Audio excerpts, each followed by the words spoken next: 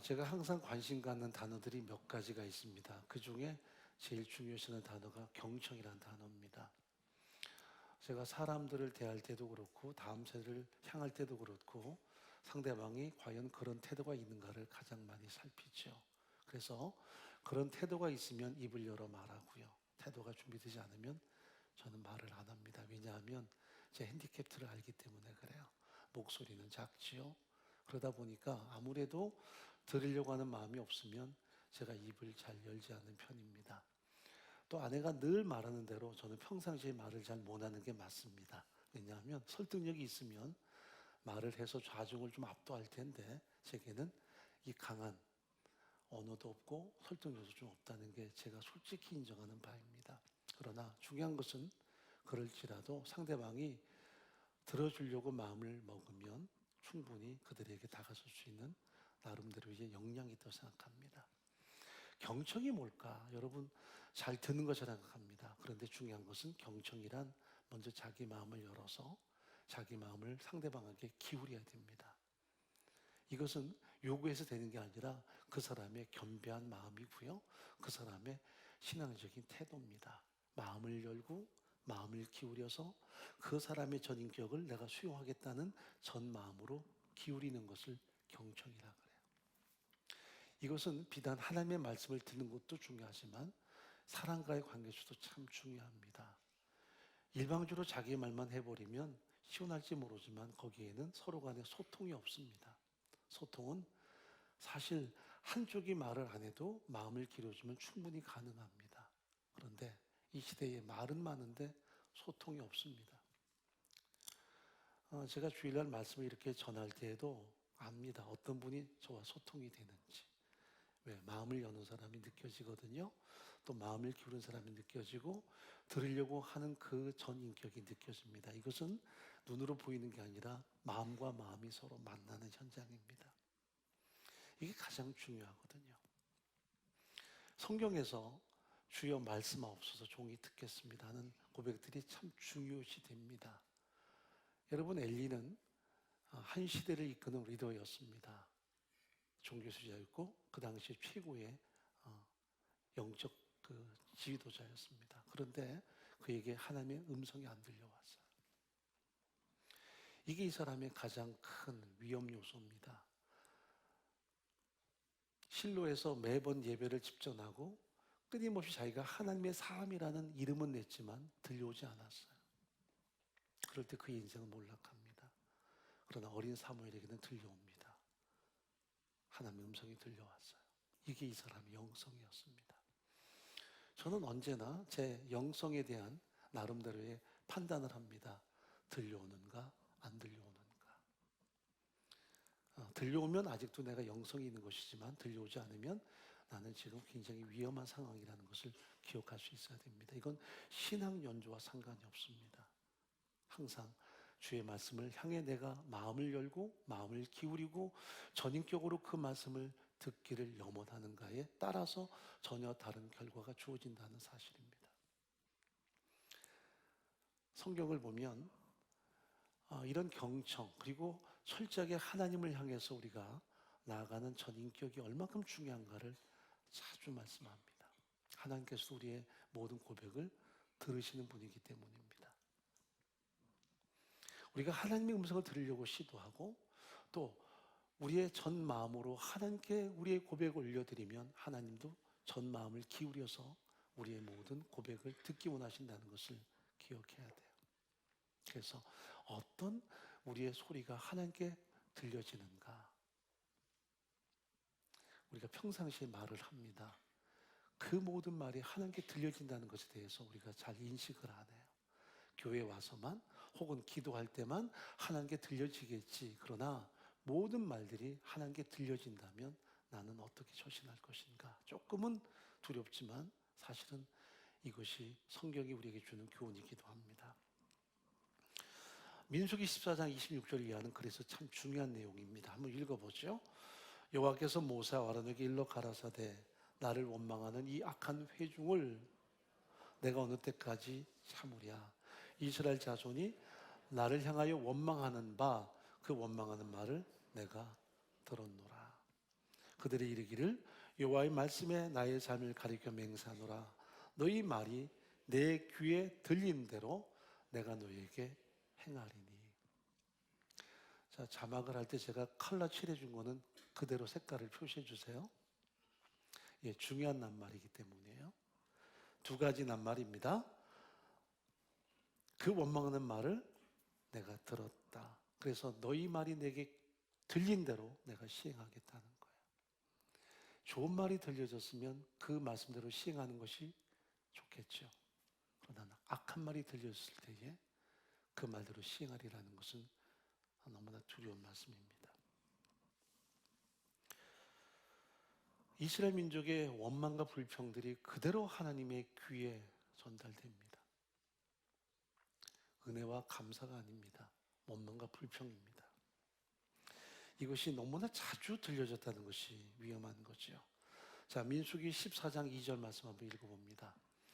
이스라엘 자손이 다 모세와 아론을 원망하며 온 회중이 그들에게 이르되 우리가 애굽 땅에서 죽었거나 이 광야에서 죽었다면 좋았을 것을 어찌하여 여호와가 우리를 그 땅으로 인도하여 칼에 망하게 하려 하는고. 우리 처자가 사로잡히리니 애굽으로 돌아가는 것이 낫지 아니하랴. 이에 서로 말하되 우리가 한 장관을 세우고 애굽으로 돌아가자. 이 말이 하나님의 귀에 들렸습니다. 정확하게 들렸습니다. 그러나 하나님이 그들을 다시 이집트로 보낼 수는 없기에 그들을 광야에서 40년 동안을 유리하도록 인도하십니다. 그들을 차마 과거의 노예 생활로 돌려볼 수는 없으니까 그들을 광야에서 이끌기 시작합니다.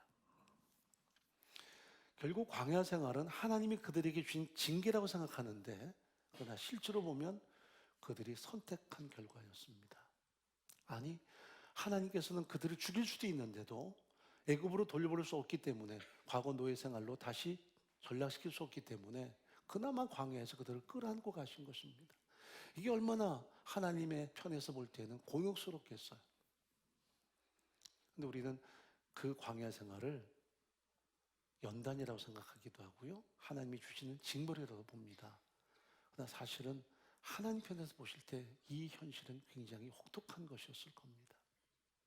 왜냐하면 도무지 듣지 않은 그들을 이끌어 가시는 하나님의 마음이 어땠을까 하는 것을 우리가 생각할 필요가 있습니다.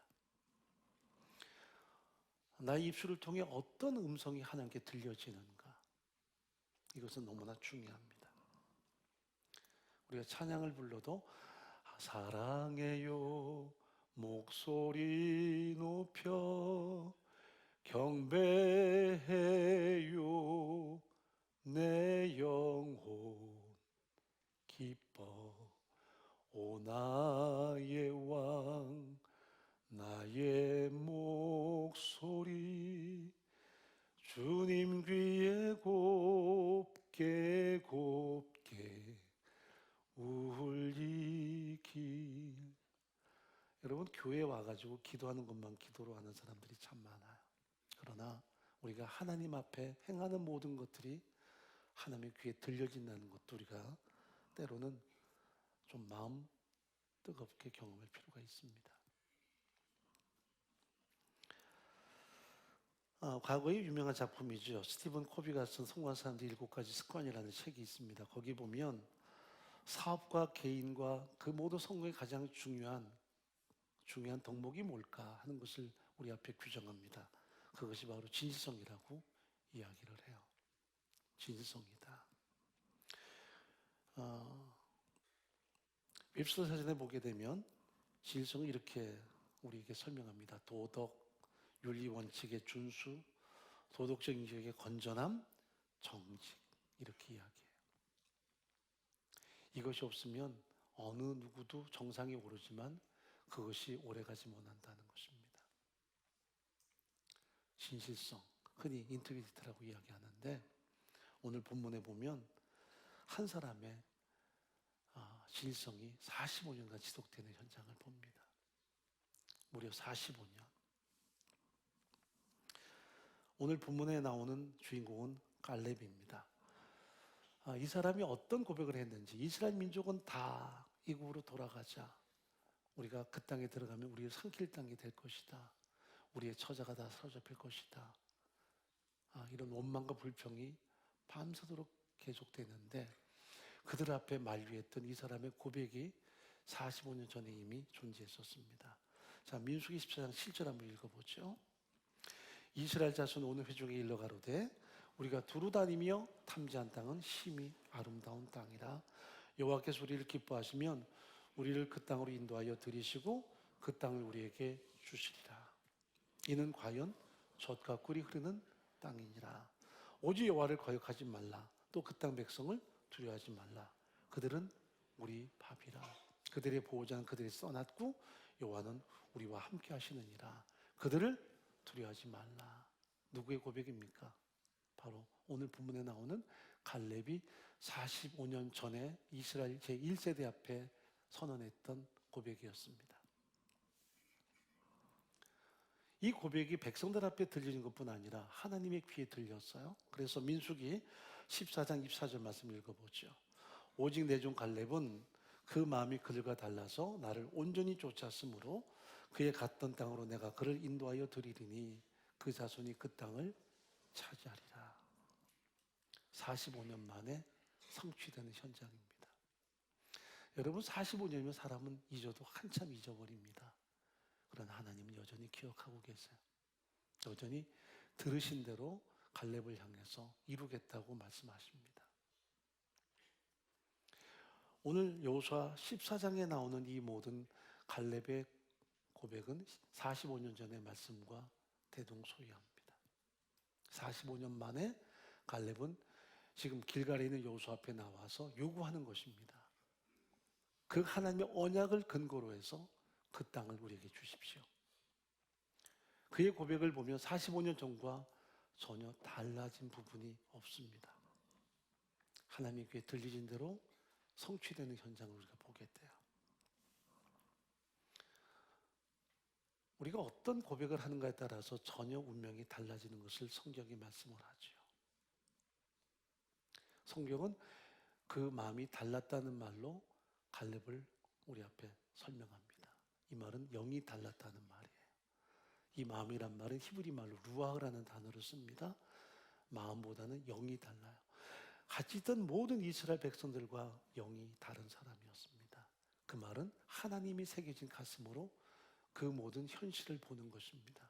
가나안 땅을 바라볼 때 자신의 육체의 눈으로 보는 것이 아니라 자신의 감각으로 보는 것이 아니라 하나님이 새겨진 가슴으로 가나안 땅을 탐지하고 자신의 판단이 아닌 하나님의 언약에 의해서 그 땅을 새롭게 바라보는 이 갈렙의 신앙을 우리 앞에 설명하는 단어가 그 영혼이 다르다는 것입니다. 똑같은 히브리 민족이고 똑같은 유대 백성인데도 불구하고 이 사람이 다른 게 있었습니다. 바로 하나님이 새기신 가슴으로 현실을 바라보느냐 아니면 현실만 바라보느냐, 그 차이가 있습니다. 그러므로 믿음의 사람들에게는 믿음의 언어가 있다는 것 성경 분명히 말씀하세요. 하나님의 가슴이 새겨진 가슴으로 현실을 보는가 아니면 그저 육체의 눈으로 현실을 보는가가 확연히 다른 면들입니다. 상당히 뭔가 영특하고 또 나름대로 세상을 살아가는 나름대로의 그 지혜가 있습니다만은 중요한 것은 신앙적으로 하나님이 새겨진 가슴으로 오늘을 바라보지 않으면 우리가 미궁에 빠질 수 있다는 사실입니다. 현실을 아무리 직시하고 나름대로 지혜로운 판단을 하더라도 결과는 전혀 달라질 수 있다는 것을 성경이 우리에게 말씀을 해요. 자, 민수기 14장부터 여호수아 14장까지의 그 기간은 45년이 지금 경과합니다. 무려 45년 만에 나이 40세에 고백했던 이 갈렙이 이제 나이 85세에 길갈에서 여호수아 앞에 자신의 바램을 당부하는 장면이 오늘 본문에 등장하죠.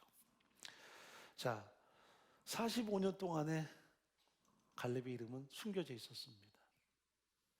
더 이상 그 이름이 나타나질 않아요.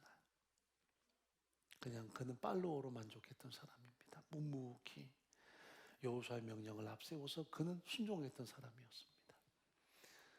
신명기 1장에 잠깐 이 사람 이름이 등장을 해요. 한번 읽어보죠. 36절입니다. 오직 여분의 아들 갈렙은 온전히 여호와를 순종하였은즉 그는 그것을 볼 것이요 그가 밟은 땅을 내가 그와 그의 자손에게 주리라 하시고, 이 한 문장 이외에는 45년 동안 이 사람은 감춰져 있었습니다. 한 번도 나타나지 않아요. 철저하게 감춰진 인물이었습니다. 근데 지금 오늘 본문에 보면 이 사람이 역사의 무대 위에 서요. 그리고 모든 지파들이 각자 자신의 기업을 획득할 때 그는 언약을 앞세우면서 지금 자신이 누릴 기업을 요구하는 장면입니다. 여러분, 우리가 가나안 땅을 한번 가보면 알지만 좋은 땅이 참 많거든요.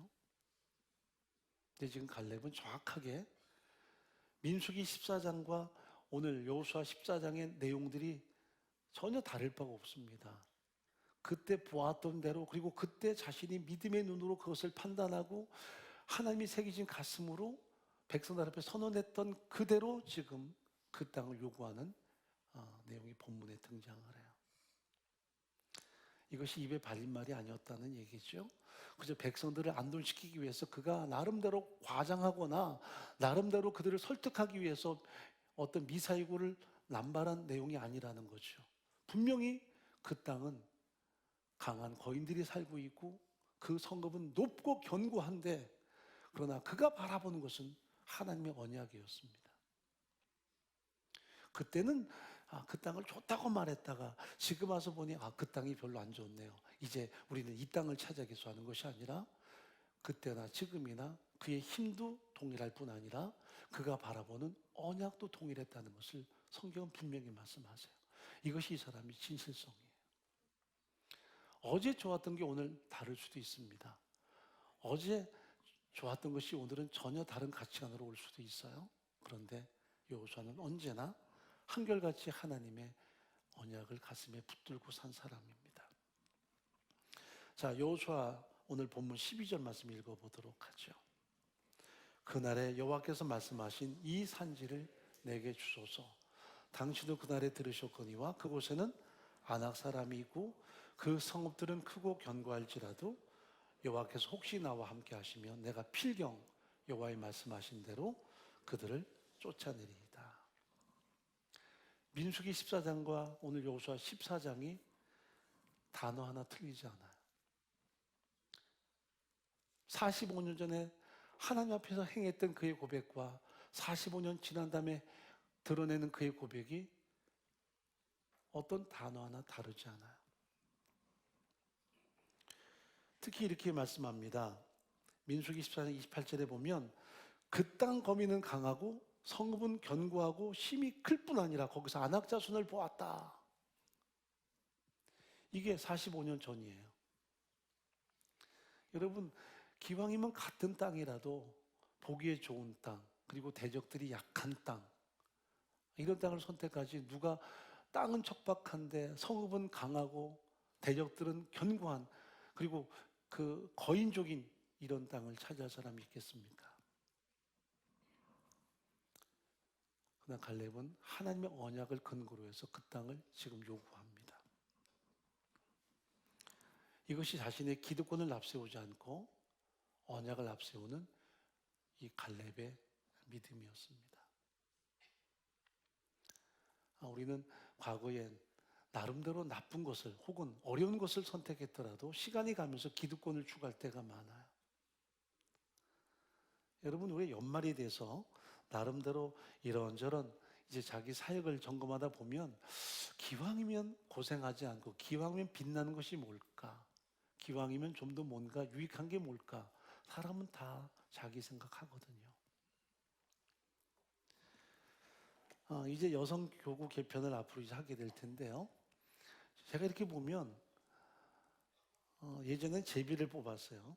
그래서 한 교구마다 순장님들을 다 이렇게 제비에 뽑아서 한 그룹이 쭉 만들어지는데 어떤 분들은 뽑을 때 아싸 하는 사람들이 있어요. 잘 뽑았다 이거죠. 어떤 기준으로 잘 뽑았는지 모르지만 두고 봐야죠. 어떤 분들은 자기 손을 찍고 싶어하는 표정이 보여요. 내가 뽑는 게 아닌데. 근데 그게 참 우리의 생각이에요. 우리가 어떤 기준으로 잘 뽑았다, 못 뽑았다 할까? 아마 이런 기준일 것 같습니다. 여기는 인원도 많고, 순장님 중에 잘 도와주는 분도 있고, 흔히 뭐, 우리 식사만 할 때, 음식을 잘하는 분이 있고, 그러면 잘 뽑았겠죠. 그건 자기 생각이에요. 우리가 기도하고 뽑았으면, 남들이 볼 때, 에셀님 어떡해요. 잘못 뽑았네. 이걸 폭탄이라 그러나요? 쥐레 밟았다 그러나요? 사람이 아무리 그렇게 말을 할지라도 그래도 하나님의 뜻이 있겠죠. 해야 되는데 우리는 여전히 우리 생각 많이 하거든요. 근데 갈렙은 전혀 달라요. 우리의 이성과 우리의 눈에 보이는 어떤 관점과 전혀 달라요. 그는 모든 지파들이 추구하는 그 땅을 바라보는 것이 아니라 전혀 다른 땅을 바라봅니다. 강한 성읍, 그리고 견고한 성읍, 안악 자손들, 거인족이 사는 그 땅을 바라봅니다. 땅은 척박하게 이를 데가 없어요. 그런데도 그 땅을 차지하려고 먼저 자신의 기득권을 여기에 사용합니다. 다른 지파가 봤을 때 얼마나 어리석은 이야기겠어요. 갈렙이 여호수아 앞에 나가서 부탁이 있습니다 할 때 긴장했을 거예요. 어떤 땅을 요구할까? 어떤 좋은 땅을 요구할까? 어떤 아름다운 땅을 요구할까? 그러나 다 아니었습니다. 45년 전에 자신이 백성들 앞에서 하나님이 우리와 함께 계십니다. 그 땅의 신은 죽었습니다. 하나님이 반드시 그 땅을 우리에게 주실 것입니다. 그 성은 비록 견고하고 그리고 척박하고 그 도시에 사는 이방인들은 강할지라도 필경 하나님이 함께 하시고 우리는 그 땅을 차지할 것입니다. 했었는데 그 땅을 지금 45년 만에 요구하는 것입니다. 백성들이 볼 때는 이것은 큰 충격이었을 거예요. 아니 좋은 땅이 많은데 45년 동안 일관적인 순종의 삶을 살았던 이 사람이 기득권을 드러낼 수 있는 이 사람이 왜 하필 그런 땅을 구할까? 이것이 리더십입니다. 많은 사람들은 이 자신이 가진 기득권 가지고 기왕이면 편하게, 기왕이면 안전하게, 기왕이면 형통하게 이런 생각합니다. 이게 보상심리죠. 그러나 은혜를 따라 사는 사람들은 하나님을 의지하고 인생의 모험을 낼 겁니다. 좋은 땅, 아름다운 땅이 아니라 내가 하나님을 의지하고 과연 어떤 믿음으로 미래를 향해서 나갈 것인가. 이게 진정한 신앙의 모습인 것을 성경은 말씀을 해요. 누구나 다 기득권을 이야기합니다. 누구나 다 자신이 행했던 과거에 공로를 앞세우고 내가 가질 것에 대한 분깃을 요구할 때가 많습니다. 이것이 만약 이루어지지 않으면 가슴에 분노를 품거나 원한을 품을 수 있는 가능성이 많습니다. 그래서 교회들마다 많이 아픈 거죠. 내가 헌신했는데, 내가 수고했는데, 내가 희생했는데 왜 내게는 좋은 분깃을 주지 않고 엉뚱한 사람들에게 좋은 분깃을 돌아가게 할까? 이것 때문에 가슴 속에 아니 상처를 가지고 인생을 살아갑니다. 그래서 교회들마다 그런 공로의식이 많거든요. 여전히 하나님의 은혜 때문에 내가 더 힘든 것, 내가 더 어려운 것, 내가 더 척박한 것, 내가 더 고군분투하고 내가 더 하나님을 의지하지 않으면 안 되는 이런 현실을 우리가 기꺼이 선택해야 되는데 그러지 못한 현실이 너무나 많거든요. 보다 더 편리하고 보다 더 안전하게 보다 더 명성을 얻고 보다 더 사람들에게 많은 좋은 평가를 받고 그런 것들을 추구한단 말이죠. 그럴수록 하나님의 임재는 거기에 존재하지 않는다는 사실이죠. 자, 10절 말씀 읽어보겠습니다. 이제 보소서 여호와께서 이 말씀을 모세에게 이르신 때로부터 이스라엘이 광야에 행한 이 45년 동안을 여호와께서 말씀하신 대로 나를 생존케 하셨나이다. 여기 나를 생존케 하셨나이다. 히브리 원문에 보면 하나님에 의해서 존재하게 하셨나이다. 그런 뜻이거든요. 지금 85이에요. 여전히 건강해요. 쉬립을 다 감당하실 뿐 아니라 전쟁도 할 수 있습니다. 근데 왜 하나님이 그렇게 그에게 건강을 주셨고 생명을 주셨습니까? 복 받고 잘 살라고요? 그 사명이 아닙니다. 갈렙은 자신이 왜 여기까지 존재했는가를 알고 있습니다.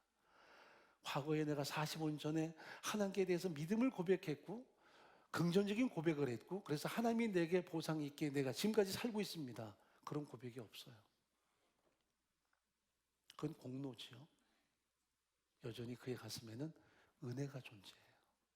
하나님이 나를 살려두셨습니다. 왜 살려두셨습니까? 여기 오늘날 내가 85세로 돼 모세가 나를 보내던 날과 같이 오늘날 오히려 강건하니 나의 힘이 그제나 이제나 일반이라 사오매나 출입에 감당할 수 있사온즉 감당할 수 있습니다. 내가 너끈히 감당하는 게 아닙니다. 감당할 수 있습니다. 힘 주시면 은혜 주시면 감당할 수 있습니다. 자, 그렇다면 12절 말씀 다시 읽어봅니다. 무엇을 위해서? 그날에 여호와께서 말씀하신 이 산지를 내게 주소서. 당신도 그날에 들으셨거니와 45년 전입니다. 그곳에는 아낙 사람이 있고 그 성읍들은 크고 견고할지라도 달라진 거 있습니까? 아낙 자손은 대장부들입니다. 거인족입니다. 그 성읍들은 크고 견고합니다. 달라진 것은 자기 나이만 먹었어요.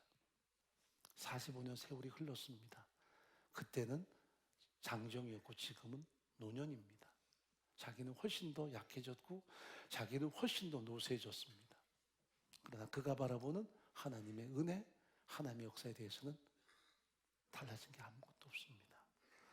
여호와께서 혹시 나와 함께 하시면 이 말을 이제 우리가 반드시 나와 함께 하시면이라는 뜻으로 바꿀 필요가 있습니다.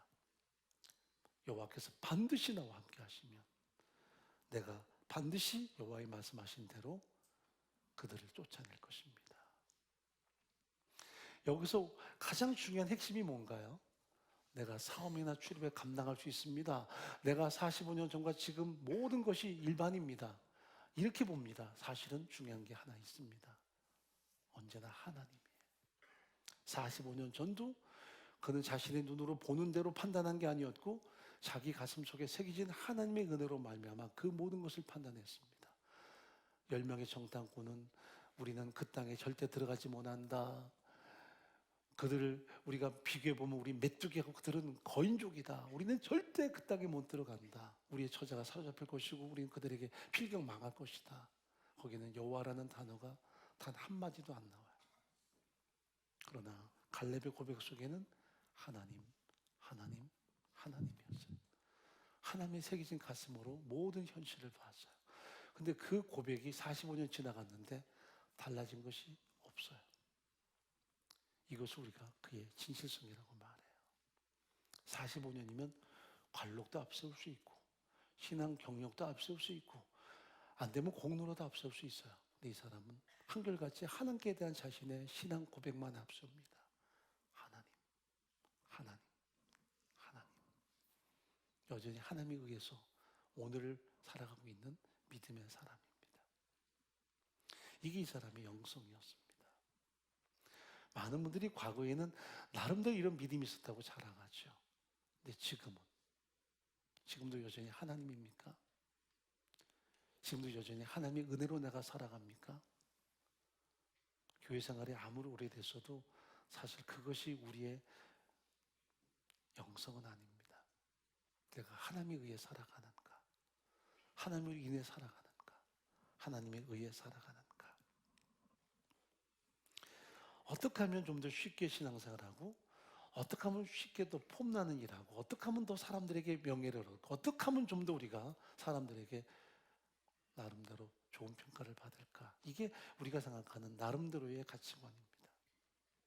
그러나 더 어려움들을 선택하고 희생을 선택하고 기득권은 다 내려놓고 오직 하나님을 통해서 그 땅을 정복하겠다는 갈렙의 믿음은 우리에게 주는 참 큰 교훈이 있습니다. 자, 13절 말씀 마지막 읽어보도록 하죠. 여호수아가 여분네 아들 갈렙을 위하여 축복하고 헤브론을 그에게 주어 기업을 삼게 하며.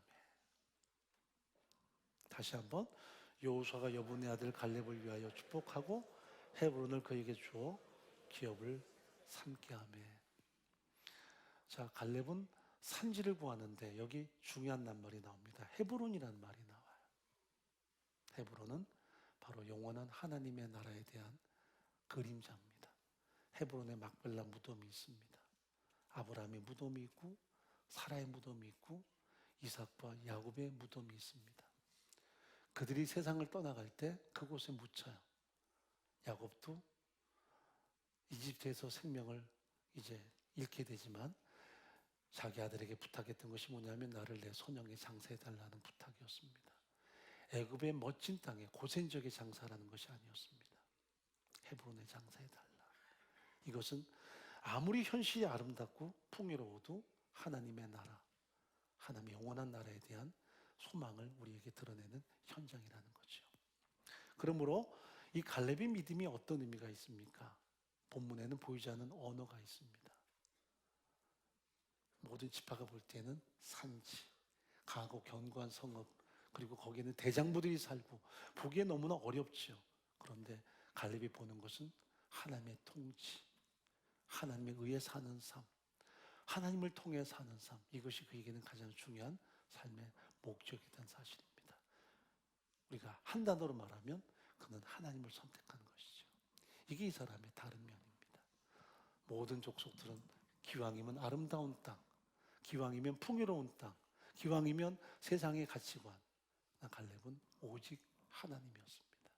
자기 후손들에게도 보이는 좋은 땅이 아니라 오직 하나님, 이것이 그가 추구하는 신앙의 전부였습니다. 45년 동안이었습니다. 우리의 45년 전은 어떻습니까? 아니, 우리의 45년 후는 어떨 것 같습니까?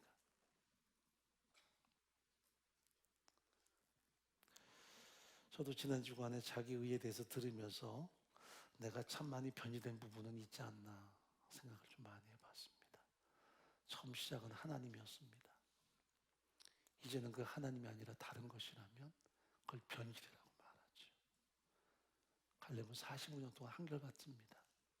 45년 만에 역사의 무대에 탁 올라왔는데 달라진 게 아무것도 없어요. 그때도 하나님이었는데 백발의 성성한 이 노인이 백성들 앞에 섰을 때 여전히 하나님이에요. 이게 제 마음에 참 많은 감동이지만 부담으로 와닿습니다. 우리는 과연 얼마만큼 하나님에 의해 살아왔습니까? 하나님을 통해 살아갑니까? 그것이 우리 영성이기를 간절히 바랍니다. 하나님 아버지,